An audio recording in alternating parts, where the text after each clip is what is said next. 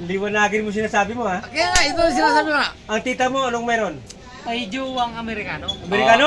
Wait. Amerikano. Wait. Sigurado ka? Wait. Oo. Yan, naka-record na. Oo. Sinagot na niya. Wait. Talaga. Oh.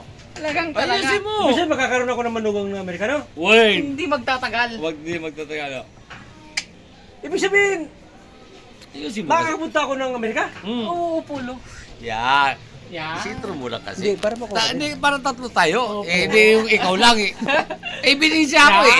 Yan, kanya lang. Sigurado yung sinasabi mo? Oo. Oo, oo. Hindi naman. 101%. Ibig sabihin makakarating ako ng Amerika? Doon Wait. ka maghihirap sa ibang bansa. Oh. Ayaw ko pumunta ron. Ay, bakit? Oh. Hindi ako parang magsalita ng Amerikano.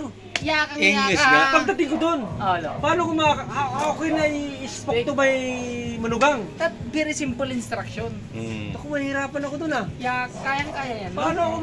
Paano ako makabili ng inumin doon? Ay, ganun. English, Kaya- siyempre yung tindira doon. Kaya-kaya yan, no? Di ba, Marinje? Oh. Pero kaya naman. Kaya-kaya na, no? Oo, Kaya-kaya. Baka chismis lang yung narinig mo, ha? Tapos madusip. I-confirm mo sa magiging Manugang mo. manugang. Sigurado ka? Oo. Darating ba yun sa birthday nung anak ko? Hindi natin alam kay tita nun. Oo, Kung anong darating. magiging pan. Mahirapan ako magkausap ng English yun. Sus, Marisip. Sasabihin Dapat ko lang sa kanya, are you sure? Are you sure about that? That. Like that? Oh, like that. Like, oh, Sabi naman siya, yes! yes, I am. Oh, yes.